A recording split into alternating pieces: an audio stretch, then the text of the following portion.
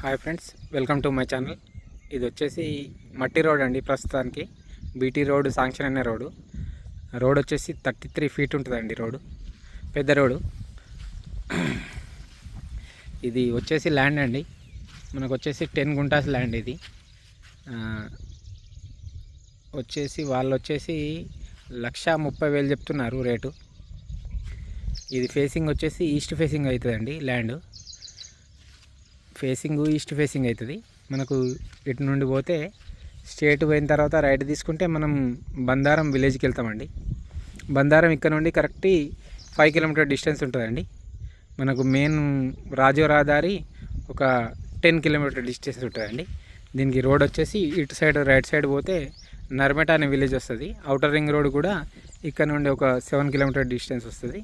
ఇట్లా చూస్తేనేమో 5 kilometre distance వస్తుంది అవుటర్ రింగ్ రోడ్. ఇది ల్యాండ్ 1 ఎకర్ 10 గుంటాస్ ల్యాండ్ అండి. ఇది మనకు వచ్చేసి 1,30,000 చెప్తున్నారు. రేటు తగ్గచ్చండి. ఫేసింగ్ వచ్చేసి ఈస్ట్ ఫేసింగ్. ఇది నంగనూరు మండల్ కిందకి వస్తుందండి. ఇది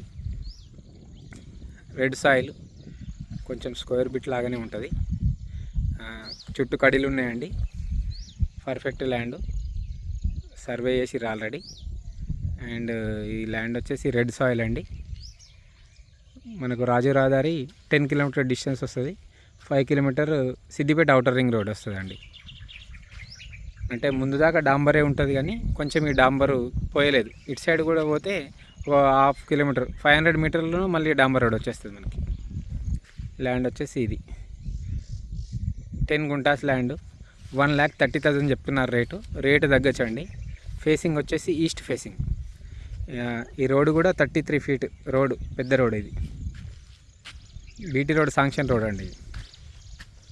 ఇది నంగనూరు మండల్.